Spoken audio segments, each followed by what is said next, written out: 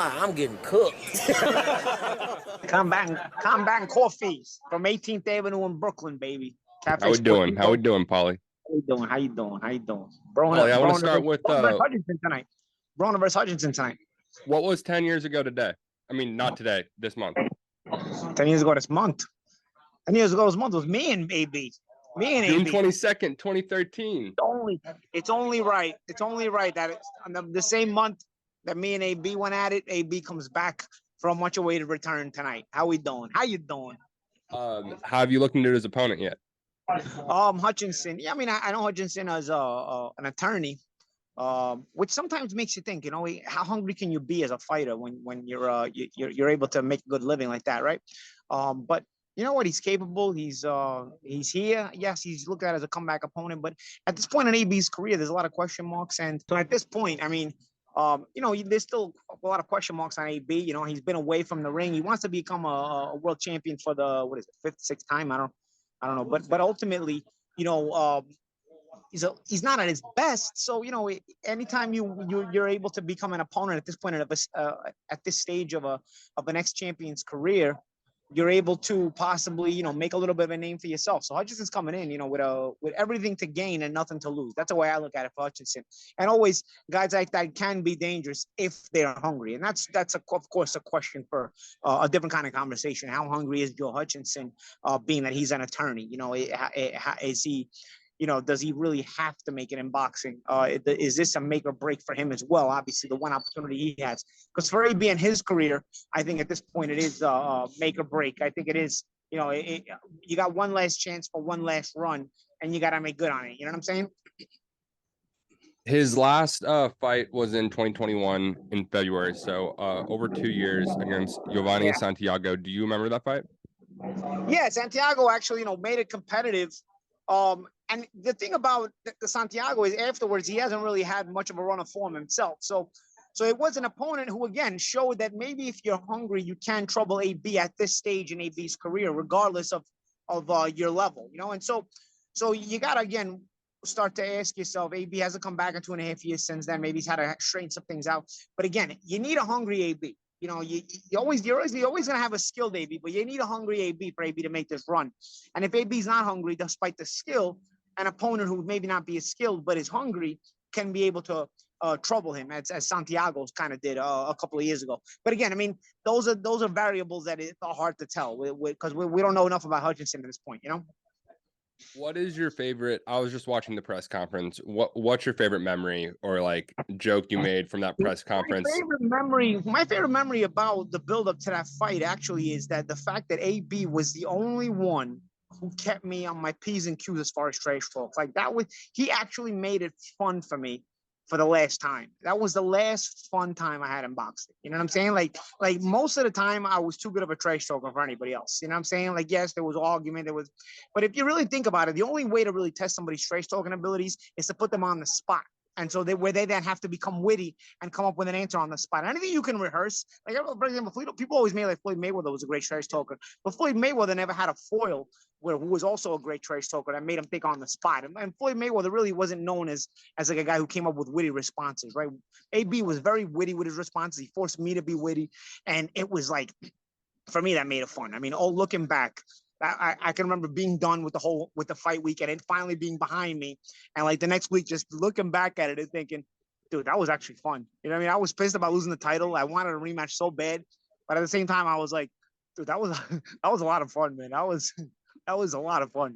If you look back on that press conference, you'll even see. And I think everybody else had fun too, because that was the highest rated Showtime Championship Boxing of 2013. So that means we got everybody to tune in. We were a match made in heaven, man. And even the fight is competitive. Stylistically, the fight very, very competitive. Would have always been very competitive because stylistically we were matched up very evenly. I mean, it was one of those things, man. It was like, you know, when your boxing drops the ball. I know it drops the ball like every month of every year, but man, it really, really dropped the ball not making a rematch on that one, man. It really did. I was looking at the press conference again, and if you noticed, Saturday is actually spelled wrong in the background of that press conference. Golden Boy spelled Saturday wrong in the background. Like, this is all funny, but It just adds. Saturday It spelled just wrong. adds. It just adds to the mess of what was the craziness, right? It's just, it's only right that it would be spelled wrong. And my last question, we could cut this if you don't want to answer it. Has No. your definition of weekend pussy changed? No. No. You know who I actually got that? Now I can actually explain that. I can actually Yeah, explain that. where'd you get that? Explain I that. never heard. There was I forgot what rap CD I used to have when I was younger, and there was an Eddie Griffin skit. Was it who's the comedian? Griffin. What was Eddie you know Murphy? talk about Eddie? No, not Eddie Murphy. Griffin. I think it's Eddie was his first name. Eddie Griffin. Black comedian. 25.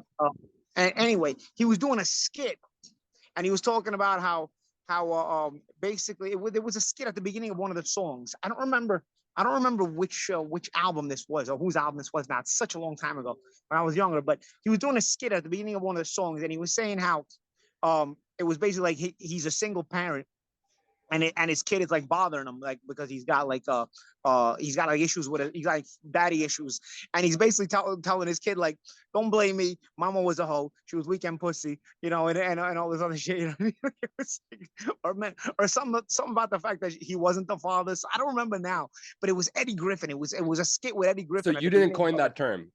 I did not make that term up, okay. But it came back to me. It was. I mean, this was a while back. I mean, I'm talking about like the '90s, man. You know what I mean? And this term came back to me during, you know, in description of on the fly, because the first press conference when AB brings this chick up, you know what I mean? Like I hadn't talked to this chick in months. She had been a weirdo. He called her on the phone, right? He like called her on the phone. He called on the phone in the first press conference, and I mean, dude. I mean, this was just brilliant. Wasn't it brilliant though? I mean, I don't know, man. I'm gonna post some clips for that for the 10-year anniversary. I think we need to do like either you gotta rewatch it or something. We gotta do something on it. Looking back, like, you know, I'm 42, and you know, you kind of want to be like a better person as you get older, a more mature person. But bro, I mean, what are you gonna do, man? I mean, dude, that was so fun though. I mean, that was literally like, because I actually got caught up in the moment. AB was in the moment, like we were all in the moment, and then there's a world championship on the line, dude. Oh man, you know, like there's things you look back on your career and you say you regret it, and there's things you look back on your career you say you can live again. Like that's one of those things I wish I could live again. You know what I'm saying? People probably think like I wish I would regret it, but that's not. I would actually live that again. I feel like in that trash talk, you probably thought of someone's stuff after the fact that, oh, I should have said this, I should have said that. Or do you think you did? No. Honestly, for a little while, I thought to myself, like, that crazy bitch. Like, we actually gave her a platform to, like, you know, give her like a little bit of fame. But honestly, screw it. I mean, she was weekend pussy anyway. Screw it. I mean, you know what? She ended up playing a great part in the promotion. You know what? Forget about it. You know what I mean? Like, I wouldn't change anything. Forget about it. You know what? It is what it is. It sold the hell out of that fight. It sold it terrific. The only thing you regret is wasn't on me, that they didn't make the rematch. But that's not on me. You know what I mean? And I don't even think that's on AB. I think that was strictly on the people who were in charge of the situation. Have you seen that tactic of putting a girl in between the two fighters used since then? To promote a fight? I think there was something where Shakur Stevenson fought his brother-in-law, but it wasn't as defined because that was his brother-in-law. Yeah. You know what I'm saying? Like I think it was like his wifey's brother. Remember that earlier in his career? Or you know what I'm saying? Like there was a situation where Shakur fought the brother of the girl he was with, which I assume he might even still be with her. I don't know. But I can remember He's got a wife, I'm pretty sure. He's got a committed relationship. Yeah. But there was it was out in the open. Like he was fighting the brother of the girl he was with. You know what I'm saying? So like, it was nothing compared to Jessica Corazon. Nothing.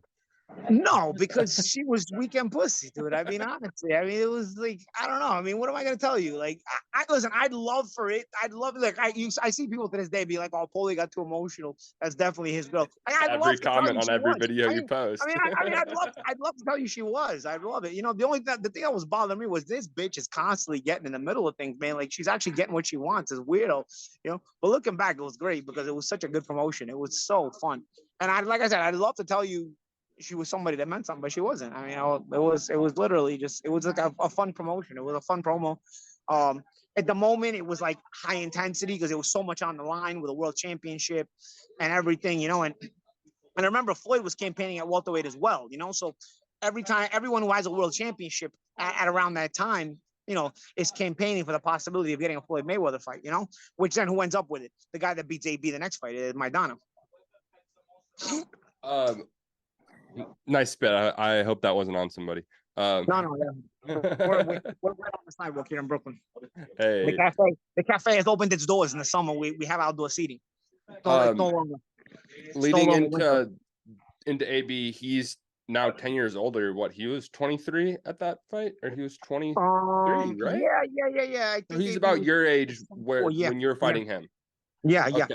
So what can you expect from him in this one? 2 months off. When you're older, you're skilled. You know how to use your savvy veteran mind, but a lot of times you use it to not have to work as hard. When you're young, you put that enthusiasm into your skill set. You have more of a killer instinct. When you're older, you try to use that same skill set. You may even have a vastly improved skill set through your experience, but you're not as intense anymore. So you usually look to use your skill set to try to cruise your way through various moments and pick your spots where you can put it up into higher gear, but then also have enough control of the fight to put it into lower gear so you can keep it comfortable. That's what ideally you'd like to do. In England, they have a term for this. They call it old manning it, you know, but the thing about old manning it is if you have a hungry enough opponent and a young enough opponent who's pushing the pace constantly, he forces you to fight outside of that comfort zone. And a lot of times, you know, they end up overcoming you. But of course, I don't know if Joe Hutchinson is that guy. You know, I don't know if Joe Hutchinson has that hunger, that determination. But ultimately, that's the risk you end up having to deal with as an older champion fighting young, hungry fighters. Is there a difference between a lawyer and a cab driver? I mean, yeah, I think a cab driver actually is more desperate. You know what I'm saying? A lawyer. I mean, don't get me wrong. No, that's actually a great point. I didn't. That was more very educated and still be a good fighter. The Klitschko's were, you know, have doctorates or something, and they were world champions. You know, I work with Juan Manuel Marquez at Pro Box TV. Juan Manuel Marquez is a certified accountant. You know what I'm saying? Like, but he's a terrific boxer, a Hall of Fame level fighter. You know what I mean? Like, he's a certified accountant. Like, he's on his numbers. He's on the ball. You know what I mean? Like, I think Marco Antonio Barrera was an attorney as well. Or had an attorney. Juan Diaz, I remember, was going to school as an attorney. You know, I think there's guys, you know, it's not always the case. But I'll tell you what, I've noticed a lot of situations where, you know, when you got some money, you're not as hungry, you're not as willing to go into that hellhole. If you need to go to that hellhole to win the fight, you're not as willing to go that deep into it. Do you have a prediction? Listen, I think. You know, I don't know enough about Hutchinson. I think if Hutchinson's hungry, he can make this competitive. But I think ultimately he's also there to make AB look good. It comes down to, does AB want to look good? Is AB hungry enough to take the fight to a guy like this and make a statement? Because I don't think this is a fight where you're looking at AB to win or lose, right? I think ultimately, even if Hutchinson were to make it a fight where he wins, he wouldn't even get a decision anyway. You know what I'm saying? So I think it's more of a fight where it's up to AB to look the part. And really to be the guy to be the guy to threaten these high level fighters at 140 pounds. That's what I think. You know, I think it's basically a rehearsal for a higher level fight for AB. So the way he looks in this fight will ultimately show his value in what he can get, what he can grab money wise when he takes on the name fighters of the weight class. That 140 mix is interesting, which leads us to Saturday and Teofimo or Taylor versus Lopez. Yeah. I mean, this is a fight where it's very hard to predict. Both of these guys, I've seen them at their best and they're amazing. You also seen them where you wondered and what happened to them. You know, they've also made you ask yourself what happened to them. It's that these guys have extreme highs and extreme lows. To predict a fight like this, you basically have to be both a boxing analyst as well as a psychologist and a psychiatrist because their minds are all over the place and they show up all over the place. So I have not predicted this fight, and it's very, very hard to predict this fight. And even at Pro Box, when I was asked to predict this fight, I said, bro, how can you predict this fight? You got to be a boxing analyst as well as a psychiatrist and a psychologist because you don't know where their heads are at. You know, I will say this: Teofimo wins the outfit battle. I like the Scarface look at the press conference. I was gonna bring it up. Like, have you seen the press conferences clips? Yeah. They've been kind of awkward. I mean, Taylor's not involved. Both guys are very intense. Listen, Josh Taylor is a very intense guy. Teofimo has that mean streak when he needs it as well. I hope that we get the best of these guys in the ring. I think these guys, if they are at their best, they are absolutely terrific fighters, and I'm a fan of both guys. What do you? How the distractions? People talk about the distractions with Teofimo all the time. Would you limit those, or like how does I that think play into the fight? I think distraction wise, Teofimo's a guy who here's the thing about distractions. People call certain things distractions, and they can distract you. And then sometimes they can motivate you. It's all on how Teofimo allows it to enter his frame, his mindset. If Teofimo allows these distractions to actually be distractions, it ultimately makes him a worse fighter. I think in the Kambosos promotion, he got so caught up in all that, then he was dying to just knock Kambosos out. He forgot how to fight, Sandor Martin is a very underrated opponent. And I think Teofimo doesn't get enough credit for taking on a guy like taking on a guy and the New York City honking, of course. Hey, how we doing? I think he doesn't get enough credit for taking on a guy like Sandor Martin last minute like that. Martin is a very, very difficult guy to take on. Josh Taylor also had a very crafty guy with Jack Catterall. How to deal with that. Again, I mean, it's easy. Boxing is such a what have you done for me lately sport. These two guys have taken on some of the best fighters in the world, have beaten some of the best fighters in the world, have fought. I mean, think about it. They fought a much higher level of opposition than, say, a Devin Haney, who everybody is like high on right now. Think about it. I mean, think about it. I mean, really. I mean, if you look at the high level of opposition Teofimo and Josh Taylor have fought, it's much higher level of opposition than a lot of other fighters. And if you think about it, this is why guys don't want to fight each other, because when they fight each other and they fight top guys and they get criticized, they open themselves up to criticism and people criticize them, yet they keep giving so much credit to the guys who won't fight anybody and protect their own. So why should guys end up fighting each other? You know what I'm saying? This is the problem. If you don't make it so that fighting each other is worthwhile, guys are going to keep not fighting each other. You got guys like this who continue to fight everybody, and now they're fighting each other. And look, people looking at it like it's an elimination fight. Like, so whoever loses is outside the top fighters in the sport. You know what I mean? Like, it's crazy. And then you got guys protecting their own, not fighting anybody. And everybody's giving them credit. Pound for pound list talk and everything. You know what I mean? So really, you ultimately, boxing fans, boxing media, they do it to themselves if you really think about it. I put out a tweet for you that says, what's your guys' honest opinion on tomorrow's night fight? A lot of people are in the same boat as me, you. I don't know what to expect. I really don't know what to expect. Because you don't know what kind of where their minds are at. You gotta, like I said, you gotta be a psychologist and a psychiatrist to analyze this fight as well as a boxing analyst. And so, we're not all three of those things. It's very, very difficult. Okay, so I ask you this all the time. Every time we review a fight, this was your weight class, your first weight class where you won a world championship. How would you go in against Taylor, and how would you go in against Teofimo? You, Paulie. Again, I would play a lot of mind games because it seems like they're very, very high octane emotion. I would definitely play a lot of mind games and try to get that trash talk going. I think if I fought any of these guys, it would be a terrific promotion because there would be a lot of trash talk and there would be it would sell very well. I would love to watch Josh Taylor make fun of you in a Scottish accent. But ultimately, they'd be very difficult fights. I mean, these guys are terrific. These guys are. When you get the best of these guys, these are terrific, terrific fighters. I mean, Teofimo is probably the only guy who actually beat Lomachenko. You know what I'm saying? Like, the other guys didn't actually beat him. They got decisions against him. You know what I mean? Like, Teofimo is actually the only guy to beat Lomachenko. I mean, this guy's high, and he beat a younger Lomachenko, So it's like, these are high level guys. I mean, Josh Taylor to win that 140-pound tournament, the World Boxing Super Series, and then come out of the tournament and also beat Juan Carlos Ramirez as well. I mean, dude, high level, like they've shown inconsistency as well, and that's only human. It's pretty crazy. It's wild. Yeah, Rolly's. I reached out to him to see if he wanted to get on to talk about the pod or talk about the fight, and he said he doesn't give a fuck. He's not interested. This fight means nothing. But he does want to come on and talk just about his career, which I totally get. But I mean, we could have talked about his career, but I would have needed some thoughts on the weekend fight. I mean, yeah, it's in the same division, so 140 is starting to get kind of spicy, and you've been talking about this. So, how does this shake up? I mean, Rolly should come to New York and just shake it up himself. I mean, we got a 140-pound title. Just, Rolly's the kind of guy, he's kind of electric, like you bring him on, or he come, imagine him walking in the theater, Madison Square Garden, like this weekend. He'd attract everybody. It's his weight class. He's got a title. God only knows what he would say because Rolly's liable to say anything. Yeah. It would be electric. So not Catterall. Well, Taylor wins. What happens?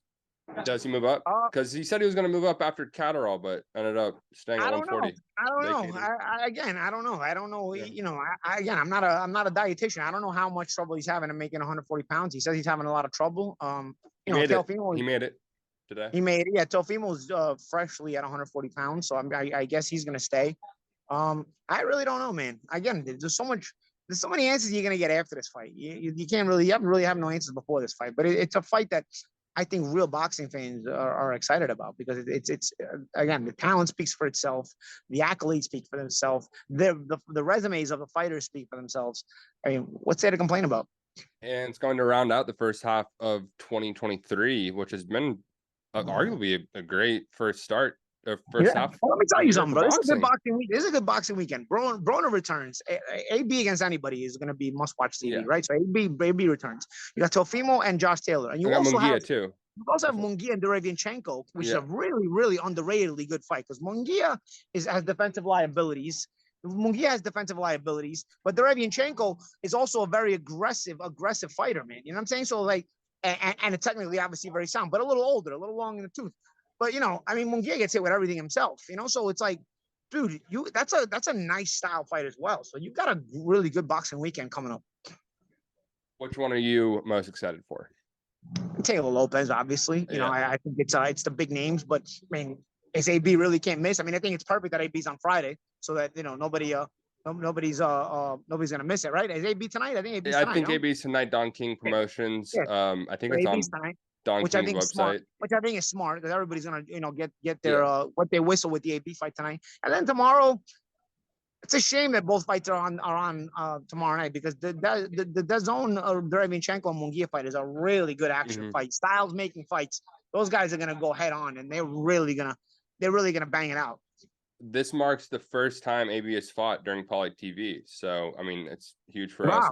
Yeah, and it also marks the second time Taylor's fought. It's only been last February. The Catterall fight was one of our first reviews that you did, and you chose Catterall. I don't know. I'm excited. I feel like we're gonna get a lot of answers, and we'll do a recap of the first half of 2023 and really rank these fights. Benavidez, we had Benavidez to start, then we had Ryan Tank, and then we had Loma Haney, and then in between that we had a little bit of Shakur, and I mean it's been awesome. Yeah, you know what this month is as well? 35-year anniversary of Tyson versus Spinks. It's the first fight that I can remember like in live time. Obviously, I've heard of the Leonard Hagler fight, but in live time, where like I can remember the build-up coming. It's the very, very first fight of my life that I can remember, like everything about it, like the build-up and going into the fight. You know, so it's my entry, my lifetime entry in boxing. Tyson versus Spinks. So you're 7. I was 7, yeah.